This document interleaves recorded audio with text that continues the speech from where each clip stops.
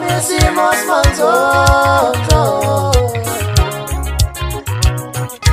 Thokozela indaba eshisayo noma isimo simanzozo.